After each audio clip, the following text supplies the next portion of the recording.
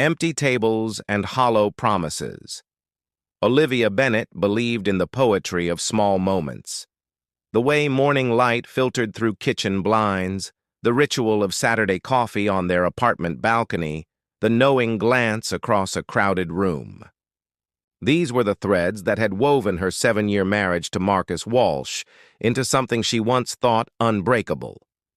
When they first met at a mutual friend's gallery opening, Olivia had been captivated not just by Marcus's striking features, the thoughtful brown eyes and the slight crease between his brows when he concentrated, but by his passion.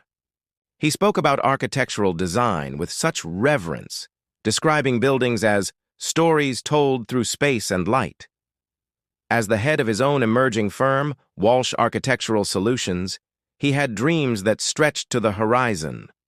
"I want to create spaces that change how people feel," he'd told her on their third date, sketching a concept on a restaurant napkin. "A building isn't just walls and windows, it's an experience." Olivia, a successful pastry chef who had recently opened her own small bakery, understood passion. She poured the same dedication into her delicate pastries that Marcus did into his blueprints. They were kindred spirits, creators who understood the discipline of turning vision into reality. The first 3 years had been a beautiful balance. Late nights discussing his projects over wine, mornings where he'd help in her bakery before heading to his office. They moved in perfect rhythm, two ambitious people who somehow made space for each other's dreams. The shift happened so gradually that Olivia couldn't pinpoint when exactly things changed. Perhaps it was when Marcus landed the West Ridge development contract, his first truly high-profile commercial project. Suddenly, there were constant phone calls, weekend site visits, and meetings that stretched into the night. "This is temporary," he'd assure her, kissing her forehead before leaving for yet another late-night emergency consultation. "Once we establish the firm's reputation, things will settle down." Olivia supported him completely. She delivered coffee and pastries to his office during all-nighters, listened patiently to his frustrations about contractors and permit delays, and rescheduled their plans without complaint when clients needed him. But temporary stretched into permanent. The West Ridge project led to the Harbor View Complex, which led to the Downtown Revitalization Initiative. Each success brought more demands on Marcus's time, and slowly the small moments began to disappear. "You've barely touched your dinner," Olivia remarked one evening, watching as Marcus scrolled through emails at the dining table. "Oh, it's delicious. Just trying to put out a fire with the zoning commission," he replied without looking up. Those moments multiplied. Birthday dinners interrupted by client calls, weekend getaways cut short by construction emergencies, conversations that felt increasingly one-sided as Marcus's mind constantly drifted to unfinished projects. Olivia's bakery, Flour and Fondant, had its own demands, but she had been deliberate about building a team she trusted, creating systems that allowed her to maintain balance. She'd watched too many chef friends lose relationships to the demanding hours of the culinary world and had vowed not to let that happen to her marriage. "I think we need to talk about us," Olivia said one night, after Marcus had missed another dinner with friends. "What about us?" he asked, genuinely confused. "We're good, aren't we? I know I've been busy, but that's just how it is right now." "When does right now end, Marcus? You said the same thing 3 years ago." He looked at her then, really looked at her for the first time in weeks. "You know how important this is, Liv. I'm building something for both of us." "But I never asked for a bigger house or more money," she said quietly. "I just want my husband back." Marcus took her hand, his expression softening. "Our anniversary is next month. Let's do something special, just the two of us. No phones, no interruptions, I promise." Olivia wanted to believe him. The sincerity in his eyes reminded her of the man who once sketched dreams on napkins and kissed her in the glow of gallery spotlights. So she nodded and smiled, ignoring the doubt that had taken root in her heart. She didn't realize then that promises, like the most beautiful architectural designs, were worthless until someone actually built them into reality. The anniversary, that wasn't. The 7th anniversary date had been circled on Olivia's calendar for months, not with the bold red marker she used for important bakery deadlines, but with a delicate gold pen that left a subtle shimmer on the paper, a small act of hope. She'd made reservations at Lumiere, the intimate French bistro where Marcus had proposed. The chef, Dominique, was a regular at her bakery and had promised to recreate the exact menu from that night 7 years ago.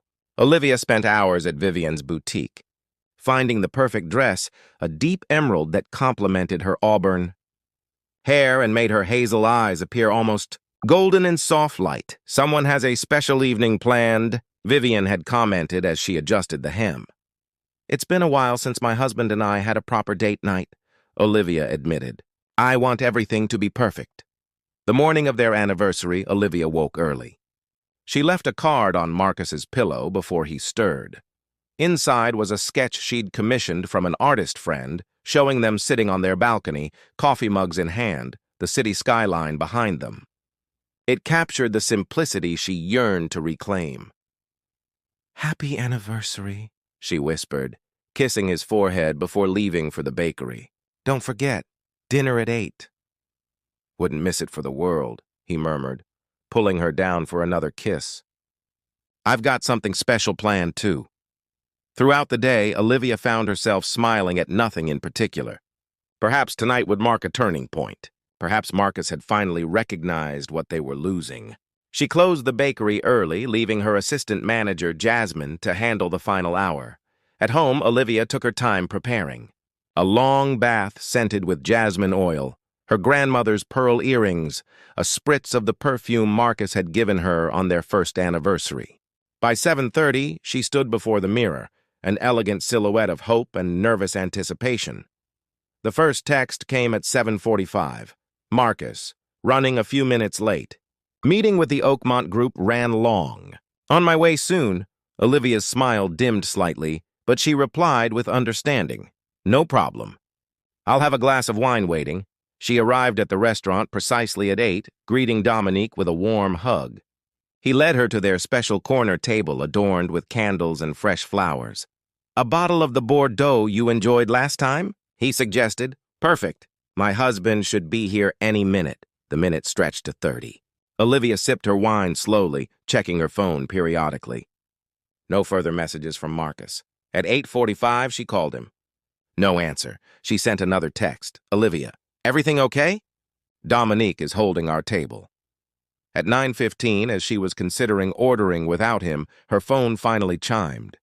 "Marcus. Liv, I'm so incredibly sorry. Richard Oakmont brought his entire investment team to the meeting. They're ready to fund the entire River District project.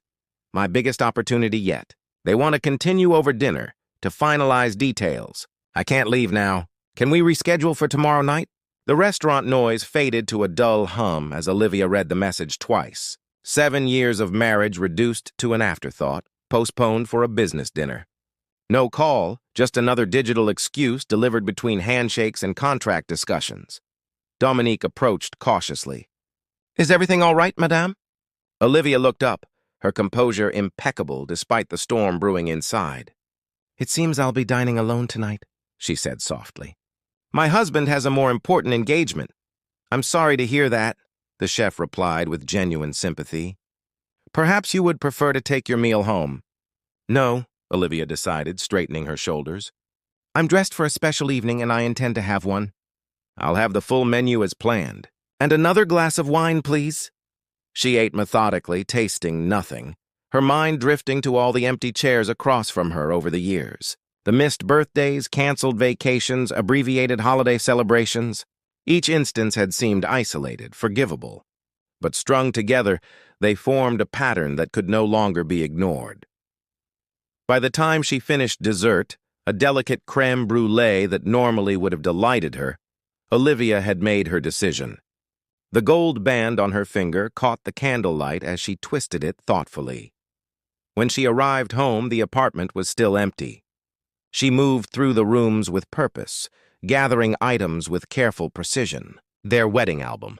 The collection of anniversary cards from previous years, each one filled with promises that had evaporated like morning dew. The framed photo from their honeymoon in Tuscany. In their home office, she found a sleek leather portfolio, a gift she'd given Marcus when he started his firm. She emptied it of architectural sketches and filled it with her collected memories, adding one final item, a handwritten letter sealed in a cream envelope. When Marcus finally came home at midnight, the apartment was silent.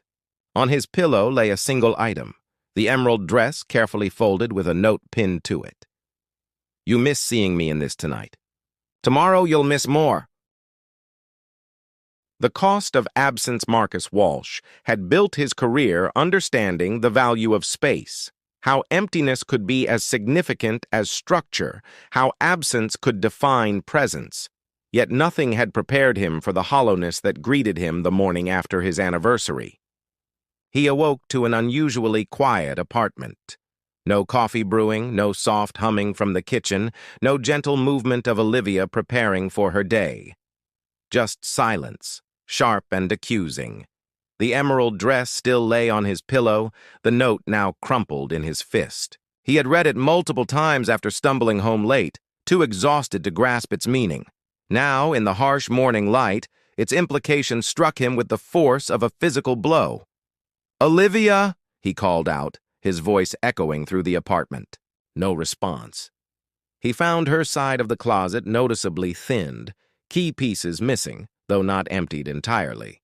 Her toiletries remained in the bathroom, her books on the shelves. It was as though she had calculated precisely what she needed, nothing more. On the dining table sat the leather portfolio he recognized as his own. But when he opened it, architectural plans had been replaced with fragments of their life together. Each item carefully selected and arranged in chronological order, the trajectory of a love slowly deprioritized. The final page contained her letter, written in Olivia's distinctive flowing script. "Marcus, by the time you read this, I will have stepped away, not permanently, at least not yet. Consider this a pause, a moment of forced reflection. For 7 years I've watched you build dreams for others while ours collected dust. I've rescheduled my disappointment around your ambition. I've convinced myself that supporting your vision meant accepting my invisibility. Last night wasn't just a missed dinner. It was the culmination of 1,000 moments when you chose something else over us. You often tell clients that every design choice has a cost. Well, every life choice does too. I've prepared something to help you understand exactly what your choices have cost us. In this portfolio, you'll find more than mementos. You'll find the receipts of our relationship, every canceled plan, every abbreviated holiday, every conversation cut short by a more important call. I'm not angry, Marcus. I'm awake. I'll be staying somewhere you won't find me for exactly 30 days. During this time, I ask only one thing. Experience the absence you've created in our marriage. If, after 30 days, you still believe your current path leads to the life you want, I'll respect your choice. But if you discover that success feels hollow without someone to share it with, perhaps we can begin again, with clearer blueprints for our future." With love that hasn't yet disappeared, Olivia Marcus sank into a chair, the portfolio open before him. He flipped back through the collected items, dinner reservations never kept, weekend plans canceled last minute, anniversary cards with promises that had evaporated into the busyness of his ambition. His phone buzzed incessantly, emails, texts, calendar reminders for the day ahead. The Oakmont Group wanted to schedule another meeting. The contractors at the River District site needed decisions on materials. His assistant had urgent questions about permit applications. For the first time in years, Marcus silenced his phone. He spent the day moving through the apartment like a ghost, noticing details that had long faded into the background of his hurried life. The small watercolor painting they'd bought from a street artist in Paris. The mismatched vintage teacups Olivia collected. The framed sketch of their first home together, a tiny apartment with terrible plumbing, but a view that had inspired some of his best early designs. By evening, the initial shock had hardened into determination. He would find her. He would explain about the Oakmont deal, how it would set them up for life, how just a few more months of intensity would give them the freedom to travel, to start the family they'd occasionally discussed in those rare, quiet moments. He called her Bakery. Jasmine answered with cool professionalism. "I'm sorry, Mr. Walsh. Olivia has taken a leave of absence. The bakery will continue running under my management until further notice." "Jasmine, please, I need to speak with her. It's important." "With all due respect, sir, she mentioned you might say that. She also mentioned that many things have been important over the years, but she rarely made the list. Her parents were equally unhelpful. Her father, who had always regarded Marcus with a certain wariness, was particularly direct. She doesn't want to be found right now, and frankly, I respect her decision. Maybe you should too." As days passed, Marcus's professional life began to unravel. He missed meetings, overlooked details, lost his legendary focus. The absence of Olivia had created a void that consumed his attention even when he tried to bury himself in work. "Is everything all right?" Richard Oakmont asked during a site visit, noticing Marcus staring blankly at building plans. "You seem distracted." "I'm fine," Marcus replied automatically, then paused. "Actually, no, I'm not fine. My wife left me because I missed our anniversary to meet with you." Oakmont, a man in his 60s who had built his fortune through ruthless focus, studied Marcus with unexpected sympathy. "Let me tell you something about success, Walsh. I've been married 4 times. Want to know why the first 3 failed? Because I thought exactly like you, that the next deal, the next project, the next million would somehow justify all the empty chairs at dinner tables." He gestured toward the half-constructed building. "This will still be here next week. A good woman who loves you might not be." That night, alone in their apartment, Marcus finally began to understand the true cost of his absence. It wasn't measured in missed dinners or forgotten anniversaries. It was calculated in the gradual erosion of connection, the slow disappearance of the small moments that had once made them whole. Rebuilding from the foundation, 2 weeks into Olivia's absence, Marcus Walsh sat in his office surrounded by the architectural renderings of the River District project. The ambitious development that would redefine the city skyline, his legacy project, the culmination of everything he'd worked toward, spread before him in meticulous detail. He stared at the plans, seeing nothing but empty structures. "Daniel!" he called to his business partner and longtime friend who occupied the office next door. "Can you come in here?" Daniel Harrison appeared in the doorway, concern evident on his face. In the 14 days since Olivia's departure, he had watched Marcus oscillate between frantic work and profound distraction. "I need you to take over the Oakmont project," Marcus said without preamble. Daniel's eyebrows shot up.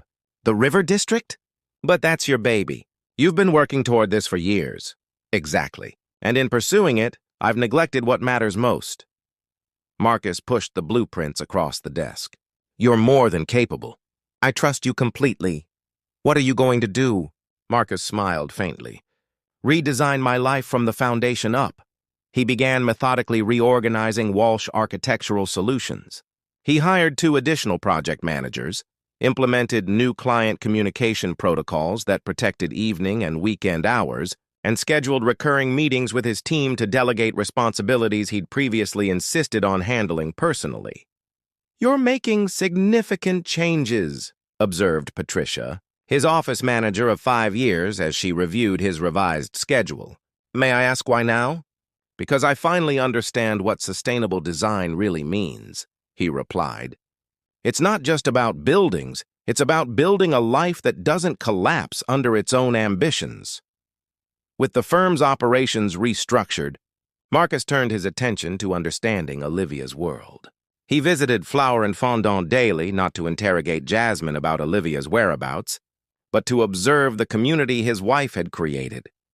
He noticed how she had designed her business to reflect her values, the way she knew customers by name, how she had mentored her staff to operate independently, the sustainable practices she had implemented long before they were trendy.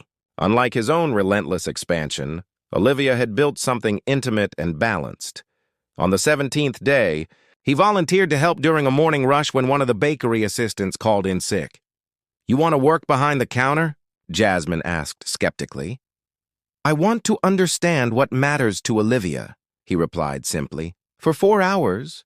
He fumbled through orders, learned the difference between a macaron and a macaroon, and experienced the satisfaction of creating something that brought immediate joy to others. By closing time, his architect's hands were dusted with flour and his expensive shirt spotted with coffee, but he felt a clarity that had eluded him for years.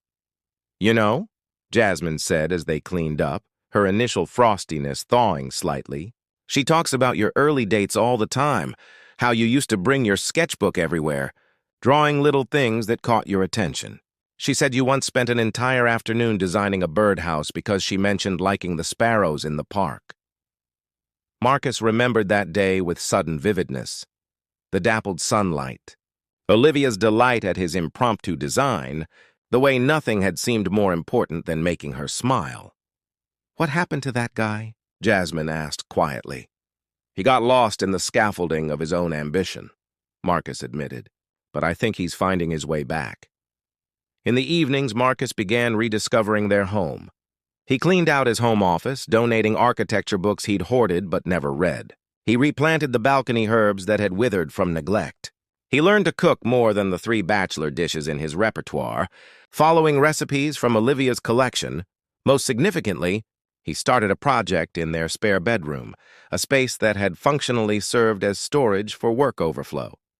With the same precision he applied to his professional designs, he transformed it into a warmly lit studio with dual workspaces, one with an architect's drafting table, the other with a pastry chef's marble slab. A place where 2 passionate creators could work side by side, together even when focused on different dreams. On the 25th day, Daniel called with news that the Oakmont contract had been finalized. "Congratulations," Marcus said genuinely. "You and the team deserve full credit." "Actually," Daniel replied, "Richard Oakmont specifically mentioned that your reprioritization influenced their decision. Apparently, after your conversation about Olivia, he went home and had a long talk with his current wife. He said any man who would risk a multi-million-dollar deal for love was someone he wanted to be in business with long-term." Marcus laughed softly at the irony. "Tell him thank you. And Daniel, thank you too for stepping up. Just fix things with Olivia," his partner replied. "The firm needs the Marcus who remembers why he started designing in the first place, to create spaces where life happens, not just where business gets done." As the 30th day approached, Marcus faced the possibility that Olivia might not return, that his awakening had come too late. The thought hollowed him out in ways no professional setback ever had. On the final evening of her self-imposed exile, he sat on their balcony watching the sunset paint the city in hues of amber and gold. The same view that had inspired countless designs now reminded him of all he stood to lose. His phone chimed with a text message. "Unknown number. The bakery. 8 p.m. Time as the only currency flour and fondant stood dark and quiet when Marcus arrived at precisely 8 o'clock. The closed sign hung in the window, but the door yielded to his touch. Inside, the bakery was illuminated only by scattered candles, their gentle light creating pools of warmth throughout the space. In the center sat Olivia, wearing a simple blue dress, her hair falling in loose waves around her shoulders. 30 days had changed her in subtle ways, a new confidence in her posture, a clarity in her gaze that both welcomed and evaluated him. "You came," she said simply. "Did you doubt I would?" Marcus asked, remaining by the door, uncertain of his welcome. "No," she admitted, "but I wondered which version of you would show up. The architect who conquered the world, or the man who once sketched birdhouses in the park because it made me happy." Marcus moved cautiously toward her, stopping at a respectful distance. I've spent these 30 days trying to find my way back to being that man, not because it's who you want me to be, but because it's who I actually am beneath all the ambition and deadlines. He pulled out the chair across from her, but didn't sit. Before we talk, I'd like to show you something. Will you come with me? Olivia hesitated briefly, then nodded. Lead the way. They walked in silence through nighttime streets, the familiar path to their apartment building feeling both routine and momentous. In the elevator, Marcus resisted the urge to fill the quiet with explanations or promises. Some redesigns required space for contemplation. When they entered their apartment, Olivia paused, taking in the subtle changes. The living room had been rearranged to showcase their travel photographs rather than his professional awards. The kitchen counters held fresh herbs and pottery she'd admired months ago but never purchased. You've been busy, she observed. I've been present, he corrected gently. There's a difference. He guided her toward the former storage room, now transformed into the dual studio. At the threshold, he stepped back, allowing her to enter alone. Olivia moved slowly through the space, her fingers tracing the edge of the marble pastry slab, lingering on the collection of specialized tools arranged precisely as she preferred. She examined the adjoining architect's station, noting how the two workspaces were positioned to allow conversation without interrupting creative flow. On the wall between them hung a single framed document, the Oakmont contract, with the signature line conspicuously blank. I don't understand, she said, gesturing toward it. It's the River District project, the one I missed our anniversary for. I've restructured it so Daniel is the lead architect. I'll consult, but I won't be managing day-to-day operations. Marcus, she began, concern creasing her brow. I never wanted you to give up your dream project. I haven't given up anything valuable, he replied. I've just recognized its proper place in my life. He moved to stand beside her, close enough to feel her presence, but not touching. I've spent 7 years believing that success meant expansion, more projects, bigger buildings, higher profiles. But these 30 days without you have taught me that the true measure of success is having the freedom to be present for what matters most. Olivia studied him carefully. And what matters most to you now? Time, he answered without hesitation. Not as something to manage or maximize, but as the only genuine currency we have to spend on what we love. He gestured to the studio around them. I designed this space not just as an apology, but as a promise that whatever we create individually will never again overshadow what we're building together. Olivia's expression softened, but her eyes remained cautious. Words and gestures are easy in moments of crisis, Marcus. It's the daily choices that reveal our true priorities. You're right, he acknowledged. That's why I've made structural changes, not just cosmetic ones. The firm has new management protocols. I've established boundaries with clients. I've created space for life to happen alongside work, not around it. He smiled slightly. I even learned how to make croissants. They're terrible, but I'm determined to improve. This drew a small laugh from Olivia. Croissants take patience. You can't rush laminated dough. Much like you can't rush rebuilding trust, he said quietly. I understand if you need more time. Olivia moved to the window, gazing at the city skyline they both loved. The same view they had shared from their first apartment, now transformed by several of Marcus's own designs. After a long moment, she turned back to him. When I left, I wasn't sure what I would find when I returned, if I returned. I needed to know if the absence I'd felt for years was mutual, if you would even notice the space I no longer occupied. I noticed nothing else, Marcus admitted. Every room, every meeting, every moment echoed with your absence. She stepped closer to him, her expression softening further. I don't expect perfection, Marcus. I never did. I just need to know that in the architecture of your life, I'm not an ornamental detail that can be redesigned out of the final draft. I need to be part of the foundation. You are the foundation, he said, finally reaching for her hand. Everything meaningful I've ever built began with loving you. Olivia intertwined her fingers with his, the simple contact bridging the careful distance they had maintained. So what happens now? Now, Marcus said, drawing her gently into his arms. We rebuild. Not from scratch, we have too much history for that, but with a better understanding of what matters. And if I ever start to forget again, I'll remind you, she finished, resting her head against his chest. And not by leaving, but by staying and speaking truths you need to hear. 6 months later, they celebrated their 8th anniversary without reservations or elaborate plans. Instead, they spent the evening in their dual studio, Olivia perfecting a new pastry recipe while Marcus sketched preliminary designs for a community art center. Occasionally, they would pause to share observations or simply exist in companionable silence. When Marcus's phone chimed with a client message, he glanced at it briefly, then set it aside. Anything important? Olivia asked, not looking up from her delicate pastry work. Nothing that can't wait until tomorrow, he replied, returning to his sketch. The most important thing is right here. Later, as they sat on their balcony sharing Olivia's experimental dessert and watching the city lights, Marcus reflected on how different their life looked now, not smaller or less ambitious, but more intentionally crafted. His firm continued to thrive, her bakery had expanded to a second location, but their success was now measured in moments shared rather than opportunities seized. Happy anniversary, Olivia murmured, leaning against his shoulder. Happy every day, Marcus replied, wrapping his arm around her.